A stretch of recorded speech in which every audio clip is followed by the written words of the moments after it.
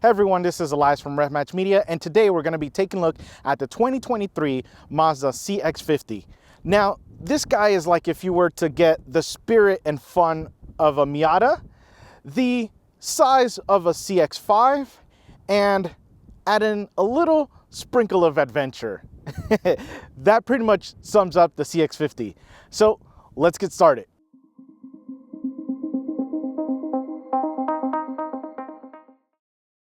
We get started in front and we can see this thing is really nice. There's a couple of things I really love about this. First, this color is just spectacular. This is those cool off-road colors or off-roadish colors you get in vehicles like this. I love this color. Now, the other thing with this being the CX-50, again, it kind of has that CX-5 vibe, but it does its own thing. What I mean by that is you have the fenders, which are just a little bit wider. Yeah, I love this. So we'll definitely take a look at it, but it's a good thing to see it from the front because it does kick out a little bit more than the CX-5. And we get to the headlights. The headlights are nice design, as you can see there. Nice LED system. They are adaptive, so you're turning, they turn with you. They've been super clear. No complaints with it there. And it's got a fun little mean looking design to it there. And this is probably one of my favorite design cues of the CX-50 is this part of the grille right here to give you this awesome framing around the awesome black grille we have there as well. We have the front facing camera to pair up with the other cameras and give you an awesome 360-degree system. Yes, we have a hard button for a system. Yes, for a camera system. And it's been super easy to just activate it, make sure that we don't, we can clear the front there for things when we're off-roading or just in a concrete jungle. So yeah, really nice design there. Again, love this, love the color. We have a little bit more, I want to say it looks like a little bit more clearance than we did in the CX-5, but it looks nice. I love this front end. Well, let's go ahead and see what we have under here. We get into the hood and we have the 2.5 liter inline-4 turbocharged engine. It is cranking out 227 horsepower and 310 pound-feet of torque. It is connected to the 6-speed auto and then to the all-wheel drive system. Now with this, yes, we have the 2.5 turbo. This thing is nice. It sounds like a boxer engine. Yeah, I don't know how, but it really does. And the power delivery is there. It's nice and smooth and linear. You don't have an aggressive turbo kicking in, so it's nice to have that linear feel for everyday driving. Couple of things with it. The automatic transmission, it is a little bit on the conservative side. So even in the sport mode, when you want to kind of have it downshift to a gear, it could do. I'm going to quote later, it was about 500 to 750 RPM. And then I paid a little bit more attention and it's more like 1,000 to almost 2,000 RPMs lower than it can be if it dropped the gear and caught that red line. So I'm a little confused as to why it's not more aggressive, especially in sport mode. But the shifts are nice and clean. There's no clunking or anything. It's nice and smooth. The power delivery is there. Off the line, it's not the fastest, but once you kind of get this guy going, it wants to go. So that first gear is a little bit on the longer feeling, but overall, this has been impressive. I love the power. I love the power delivery to the all-wheel drive system as well, because I've taken this a little bit off-roading and it's been pretty good at delivering the power where it needs to. Well, let's go ahead and see at those wheels and tires where that power goes. We get down to the wheel and tire package and we have this nice black 20-inch wheel, and it is wrapped in the 245/45 Goodyear all-season tire. Now, a couple of things with this. The wheel design looks really nice. I love the black face, but we still have some kind of polished elements in the front. The tire is nice. It's been grippy, plenty of feedback when we need to, plenty of absorption when it needs to, but it's been great. No issues with it there. The 20-inch wheel, it is a little bit on the bigger side. If I'm gonna take this a little bit more off-roading, I would probably go maybe 19 or 18 and then just throw in a meteor tire. Now, not to say this isn't bad, because I have driven this in a off-road course, and it's been fine. The grip was fine. The all-wheel drive system was delivering the power where it needed to be. The 2.5 was delivering the power that it needed. The traction control was working when it needed. Everything was just really, really good at what it needed to do.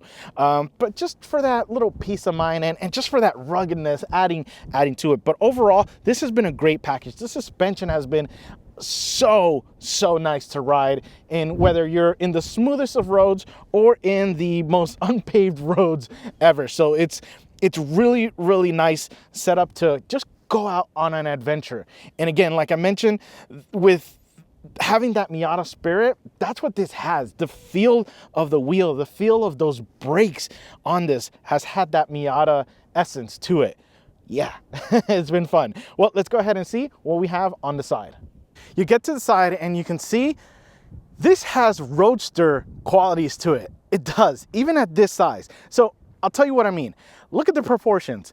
Roadsters typically have a very heavy design-wise front end, a middle-sized middle area, you know, where you seat inside, and then a shortened rear. Yeah. It's essentially an SUV roadster. It really is. But that's what I'm talking to you guys about, is the essence of the Miata, the essence of what Mazda really is and put into those cars like the Miata. So yeah, let's get started. So with the front, we do have these plastic covers on it to help out if you decide to be a little adventurous and kick up some dirt, rock, mud. It's gonna help protect the body of the CX-50. We have the 20-inch wheels. Like I said, I'd probably go a little bit smaller if I'm really gonna take this out in deeper areas and give myself a little bit more meat on the tires. But we do have the fender, which again sticks out significantly more. It really has a nice line to it here. We have that front light that has just a mean look, and that grille design that I just love so much. Then we come over here to the bottom and we have more plastic protection for any off-roading fun. And we have the black mirrors, which look nice, along with the black trim. Again, one of my favorites. The mirrors do have the camera for that 360-degree system, which is really, really good. And let's go ahead, and I have my key in my pocket, and I go ahead and put my hand in, and I can open up, and I'm good to go. I can go ahead and do that, and lock, and I'm set. Now, let's test the back. Now, there's no sensor back here, so we can't do that there, and there's no little indentation to lock it from back here. So yeah, you'll need to kind of do this, and I may not have it programmed. I just realized that. But you can always just, yeah, or key fob is fine, and then you're in business there. Lock it. But yeah, again, guys, this profile is so nice. I love the side profile of the CX-50. Well, let's go ahead and head to the back, because you can kind of see a nice design cue happening right back there. We get to the back and we can see this thing is nice. I love a lot of the jagged yet smooth lines that kind of intersect with each other. So a couple of things. We take a look at these taillights, and I love the fact that we have a body panel that's just kind of nice and smooth, and then this thing just sticks out. So I do love the design. I do love the red element that we have in here. It just looks really cool. It has like some eyes looking at you, kind of look to it. So love that. This, yeah, this is the only thing I'm kind of like, it's plastic and it is blocked off. So it's kind of useless, but I guess a design cue having to do that line. Yeah, so we have that.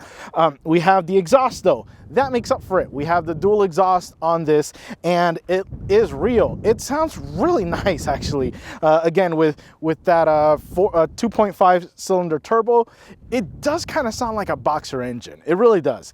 So we have that. Then we have the tow hookup here. This is the only thing that I was kind of let down. We can tow only 3,500 pounds with this. Yes, I know. That should be plenty for like a little camper, a little just kind of like storage if you're out on the woods, like those little things that have like a stove built into them. that should be fine, no problem. I kind of wish it did a little bit more for my Miata to tow it. Yeah, the Miata, you're probably on the safe side looking at like 5,000 to 5,500 and higher, just because some of these trailers can be really heavy. And the Miata's coming in at about 2,200. So just to give you a little bit of that extra safety of weight, so to speak. But yeah, overall this has been great. We have the wiper back here because this is gonna get dirty when you're having fun, so it's a nice touch to it. The rear camera is nice and clear as well, so no complaints with it there. It's just been a really nice rear design. So I have my key fob. I can go ahead and hold the button. Yeah, you can see the taillights look nice. And we open this up, and this has been one of my favorite things about the CX-50 is there's so much space back here. I have my camera set up back here. It just my camera bag, there's tons of space. We went shopping and we just loaded this thing up, and there was so much space still available. So really love that. We do have a spare tire under here. It's not a full size, but it's nice to have a spare tire nowadays, but it is, like I said, a nice good amount of storage. You can go ahead and put the seats down from the sides to get even more space in this. But yeah, this has been a useful trunk area in an SUV. Yeah, it's kind of crazy that I have to mention that because there's so many SUVs that look so big and you think, wow, there's going to be a lot of storage, and there's virtually none. Not in this case. There's plenty of storage here. So I'll go ahead and hold this to close it. Now, I don't have remote start on this. Yeah. So we're gonna really hop in because I have been freezing. It's like 37 degrees right now, and I didn't quite, dress for it. So let's go ahead, hop in, get this guy warmed up, and go for a drive. We get inside of the CX-50, and this is Mazda, and it is the biggest compliment ever because Mazda, at least the recent ones that I've driven, has had some incredible finishes to their interior, and this is no exception. And to believe that we get it at this price point compared to other more expensive vehicles that don't get close to this. So yeah, this is Mazda to a little bit of a even more special kind of look and feel to it. So let's get started. We get started on the door, and a couple of things with this. So the armrest is really comfortable, whether you're up or down. No issues there. The finishes are nice. That's really soft leather on this door is beautiful. Plus that brownish bronze stitching that just looks so nice. It's very big and bold stitch, so yeah, it's kind of telling you it's in your face. It looks like oh gosh, it looks like when you're being sewed up yourself. So if you have a big gash, that's kind of how it looks, and it has a cool rugged look to it and feel to it. But again, that leather is just so nice and soft. And we have the Bose stereo system here as well, which is a very nice touch to the ears. So really good, loving this. Then we get over to the seats, and yes, these seats are nice. They're nice and big, nice and comfortable. Again, we have the nice black leather. We have the nice stitching going down the middle, just the stitching everywhere. It sets it apart from just having, just your bland old black seat with just the normal stitching. So it adds that little bit of extra flavor to it, so to speak. But the seats themselves are super comfortable. Heated option for us today that it is 39 degrees and super windy, and we still also have the cooled option. So it's definitely a nice comfortable seat. No issues with big boy friendliness, and it's just comfortable. You can position it and find your sweet spot with no issues. Love it. Then we get to the steering wheel, and the steering wheel is just as unbelievable. Only thing though is I wish the stitching to this weren't black, and I wish it was the same kind of brownish tan color that we have here. That was kind of the letdown with the wheel. I was like, oh, I wish it had that. But it is nice and soft leather. Yeah, I wish I could put this in my Miata. But it's just that though. It's the very similar Mazda steering wheel that I've just loved so much. couple of things. So we do have your volume controls and radio controls on the left, and we have your cruise control options on the right.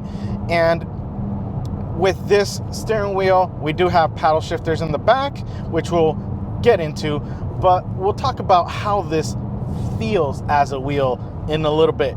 But yeah, that's the wheel. No complaints there. Everything is nice and well placed, really. So loving that. We get to the gauge cluster, and this is where it starts to fall a little bit short. So I wish there was a little bit more to this. The 3 gauges that we have, or the 3 round components, are nice. The middle one is a digital one, and the left and rights are analog. Now, the tachometer is nice, no complaints there. The temperature and the gas gauge are nice there, no issues. Probably could have maybe consolidated that into something else. But my biggest complaint is the speedometer, because I mean, it's nice. The screen is nice that we have in there, but there's no additional data. There's nothing to tell me other than, oh, your drive info, you know, your average MPGs, and then your lane departure, all the safety things with car in front of you kind of thing, and the fact that this has a service due soon. That is it. Like, there's not, oh, and you can turn it off, so it's just a regular speedometer. But I was let down.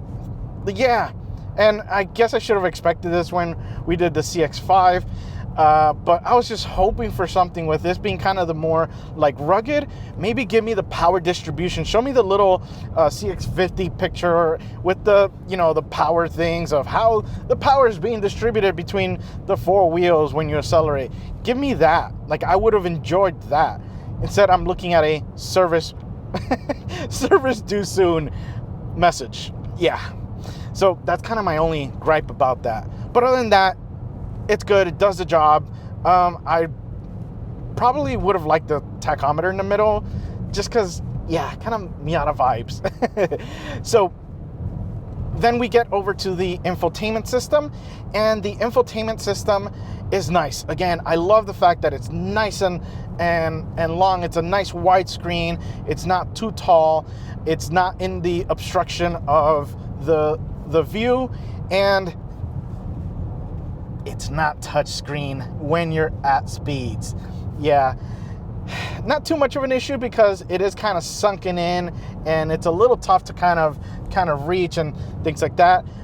So you do have to use the joystick or the wheel we have down here, which we'll get to soon. But yeah, when you're stopped, you can use the touchscreen. And it is Apple CarPlay, and it is really good. I haven't had any issues with connectivity, and the sound is great, especially like I said with that Bose system. It's nice. The screen is nice and bright. No complaints there whatsoever.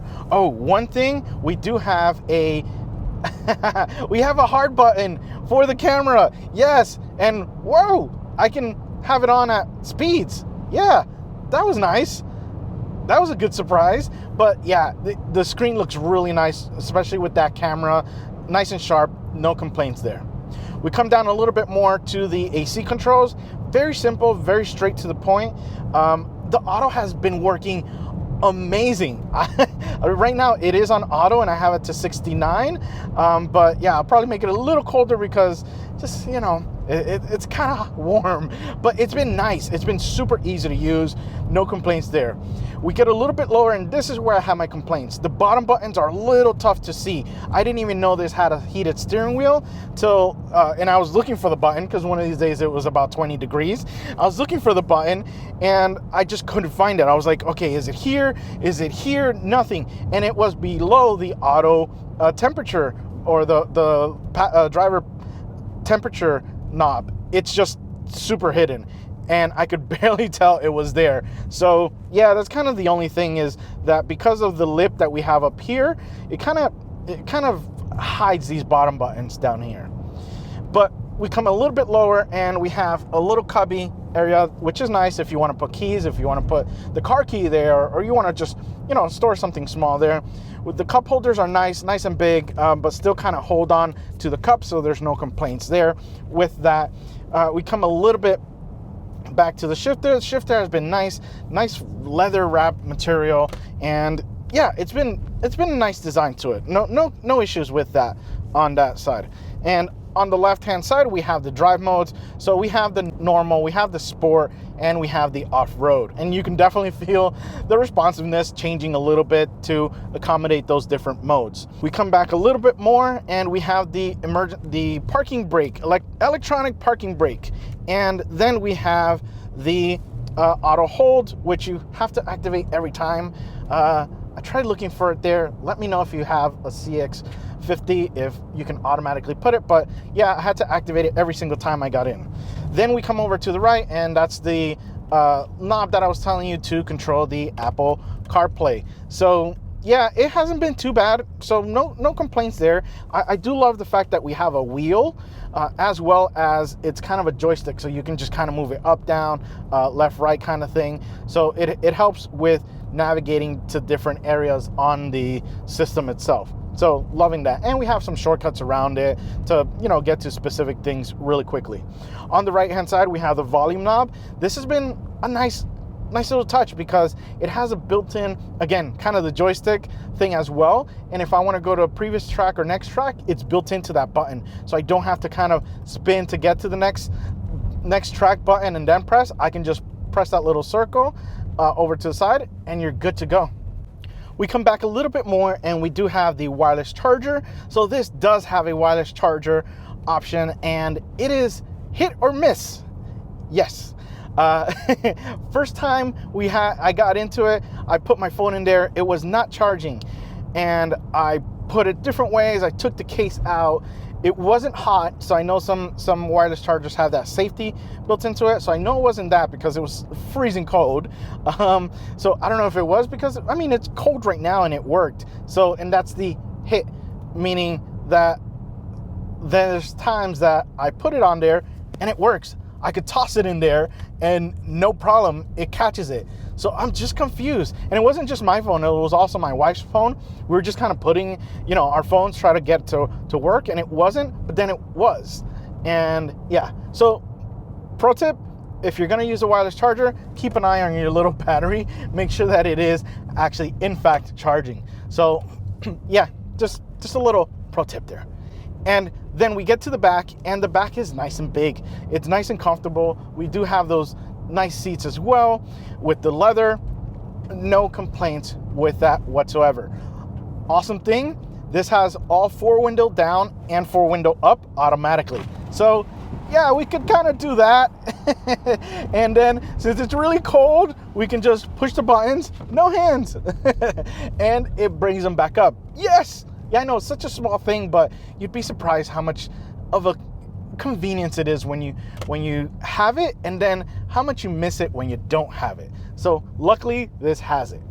Then we get to the back, to the trunk area, and boy, that is one of my favorite things about this CX-50. The amount of trunk space we have is incredible. There is a ton of space back there. We did a massive grocery shop this week, and no issues with getting everything in there, and it's just incredible. That's probably, and I'm glad that this isn't a 3-row SUV like some companies kind of force that 3rd row just to kind of get another couple of bodies in the car, and it suffers. So thankfully we kept this at a 5-passenger SUV so that we can make the most out of that trunk. Now let's talk performance. We're dealing with the 2.5 liter inline-4 turbocharged engine with 227 horsepower and 310 pound-feet of torque. It is connected to the 6-speed auto and then to the all-wheel drive system. Now, this thing has been incredible. That 2.5 engine is so nice. When I first drove the Mazda 3 and it only had the 2.5 naturally aspirated, I said, this engine is great. It had great responsiveness. It just was overall such a great little package. And I thought they should throw in a turbo in it. And Mazda, you guys did, and thankfully you guys did, and it was very well done. So a couple of things with this. So I'll go ahead and put it in sport mode. So it's a little bit more responsive, and it is really nice. So we'll go ahead and go from a stop, brake and gas. It sounds good too.